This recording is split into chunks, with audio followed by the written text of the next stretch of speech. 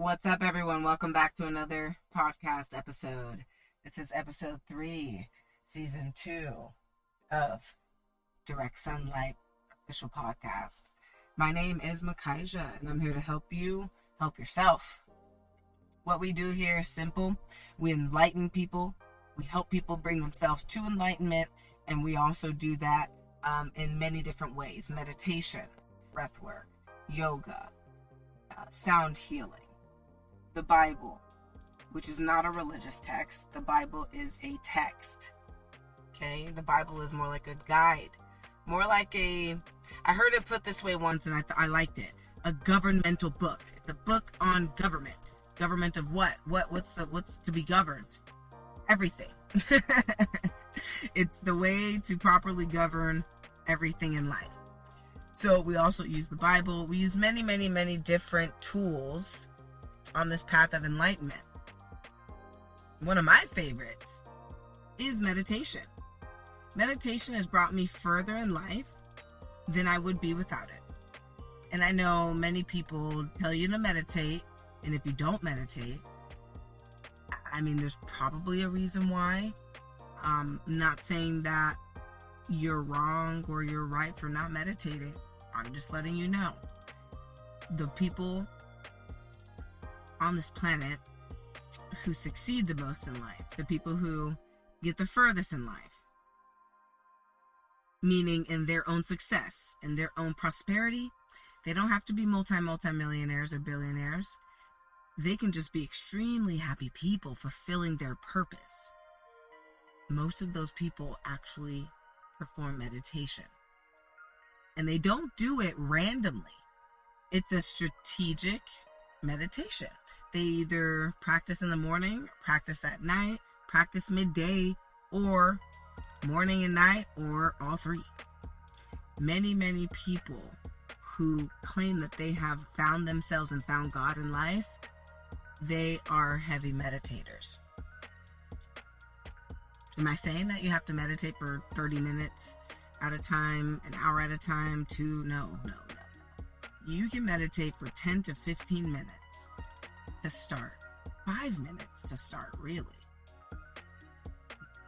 And you can start to see yourself for who you really are. And then you're going to feel like running from it. So what's this whole talk about? We're talking about meditation. We're talking about enlightenment. Guiding oneself toward the highest potential. Would you like to reach your highest potential? Would you like to be the best version that you can be?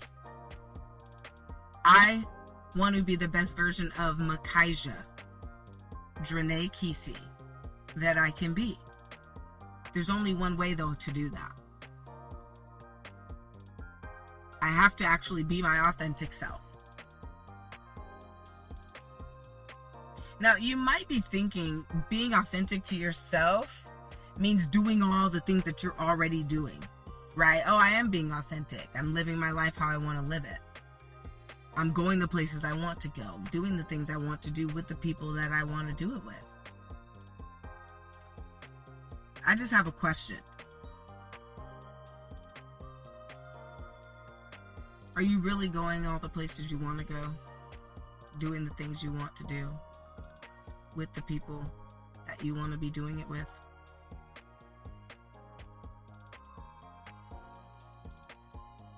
Or are you going places someone told you to go?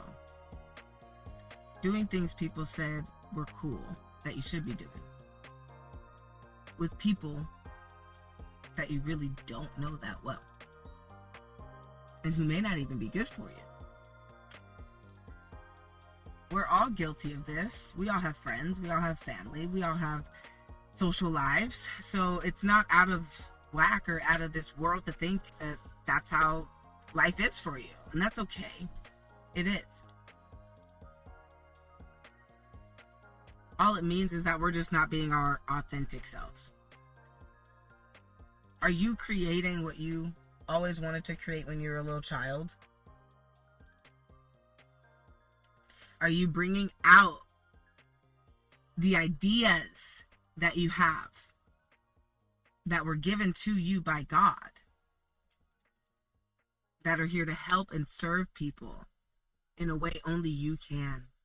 Are you bringing those out to the forefront and showing it and being it and living in it? Are you asking what your real purpose is here? Are you even asking the question? God, thing that created me, God, source, why did you put me here? Have you asked that question? And not in the, why am I even here way. Not like that. Like, why am I even here, man? Like, I don't know what the heck I'm even doing here on this planet. I've had that question many, many times. And in the sarcastic way that I asked it, I was answered sarcastically. But when I asked seriously and really meant it and wasn't afraid of the answer any longer, I got the real answer. So we can be afraid of that answer, because we have a sense of responsibility over the thing that God has ordained for us. So some people will take that, and if you're like how I used to be, who I used to run from responsibility and run from gifts and run from things that I knew I should be doing and latch on to distractions. Like, when I did that and I ran from it, it was so hard to find my way back. So once I stopped running from it, I had to go through a lot of work to get there. A lot of work to want to really see it. A lot. And I'm still, moving through that. I'm still enlightening different parts of myself. But it's going to take you work to get there. You don't just show up one day like that. Sometimes you can. Some people are different, right? But when you really go after it, when you really have a sense of intention behind it, like, really show me, and you listen, and you sit and observe, the answer appears. Notice that I said when you listen and sit and observe.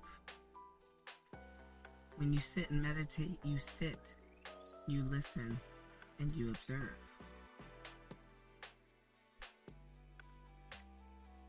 You also feel, but you're observing those feelings. You're not being those feelings. You've detached from those feelings. You've attached to the self once again.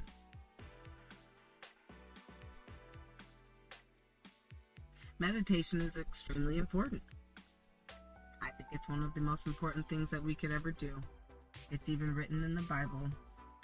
Meditate. And they even say other things like, be still and know that I am God.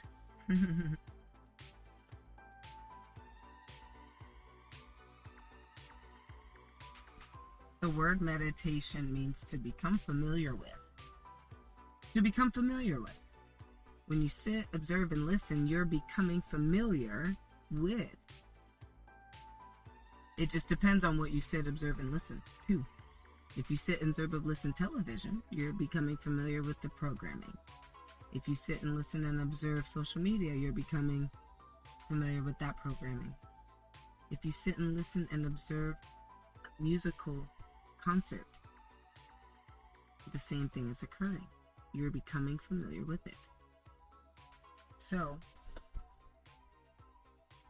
just a couple of things that the Bible says about meditation.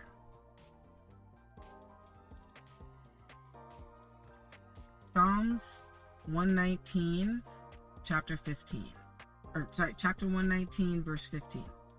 I meditate on your precepts and consider your ways. Psalms chapter 19, verse 14. May these words of my mouth, and this meditation of my heart be pleasing in your sight, Lord, my rock and my redeemer.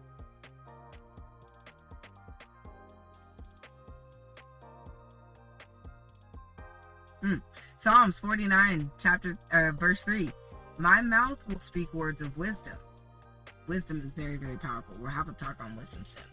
The meditation of my heart will give you understanding. Look at that. So when we meditate, we also gain understanding. That's what happens. If you want to learn more about yourself and why you're here, and that's why you listen to this channel, part of why, you have to want to learn who you are. Who you are is not all blossoms and cherry pie. Who you are has some nuances. Who you are has some subtleties. Who you are has some weeds growing in the garden. Who we are, all of us, have weeds growing in the garden. It's okay. It is okay.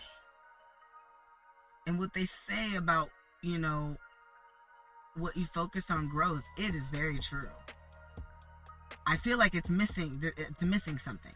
What you focus on grows, yes. And when you focus on what you don't have, you get more of what you don't have. That's the first thing in the Bible that anyone was ever tempted to do, was focus on their lack. So focusing on lack does bring about more lack. But if you are someone who lies, if you are someone who cheats, if you are someone who makes excuses, if you are doing things in order to fulfill the needs of your ego,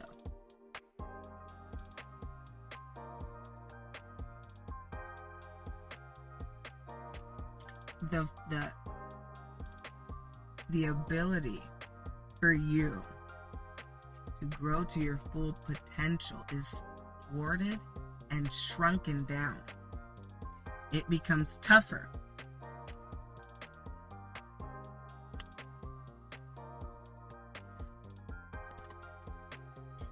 But that does not mean, however, that we can ignore the weeds growing in the garden. That's why we meditate. We meditate to recognize the weeds so we can pull the weeds out and then focus back on the roses, focus back on the cherry blossoms, focus back on the tulips and the grapefruits and all the trees of the Garden of Eden. Okay? I hope that makes sense. I hope this inspires you to want to meditate. It only gets you closer to yourself. And I promise you, the closer you get to yourself, life will change. It has to change. That change, though, is good for you. The word change sounds so scary. It sounds unforgiving. It sounds like, oh my God, I'll never, ever be happy or okay again without this thing, or without these things, or these people, or these places. And I have to be here to let you know it's not true. You've left places before. You've left people before. You've forgotten about them by now. If you're over the age of, 25 or 30, try to think back to some high school friends that you had. You can't even remember, right? But today, we're so attached, even still, to those emotions that we felt back then, but even more so, we're attached to the things of yesterday and today and tomorrow. When we should just look at ourselves, read the Bible, and learn about it a little bit more, because there's lots of secrets in there. It has been used to misguide and mislead people, 100%, but so is money. So is information, right? Everything. Anything that can be used for good can be used for evil. We have to take things for what they are.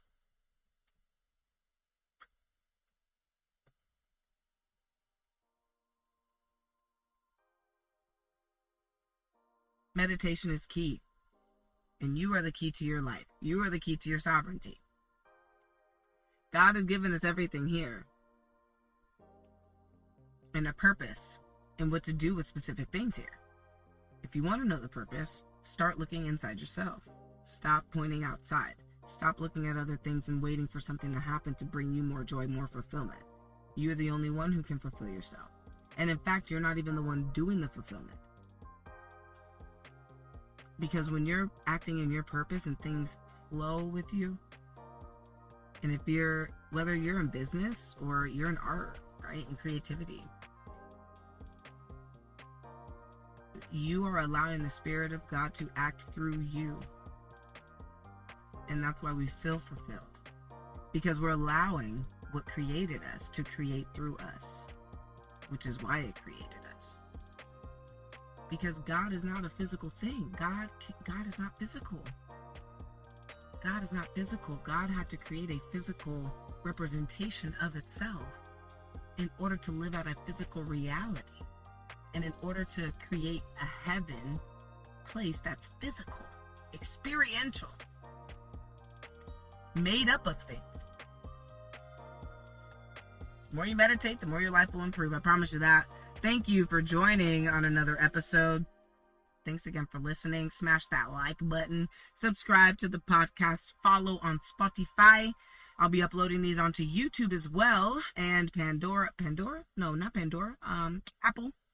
Apple Podcasts. It should actually already be on Apple Podcasts, but in case it's not, I will be putting it up on Apple. I will start to spread this out much further than the Spotify platform. So everyone be looking out for that. And thank you again for joining.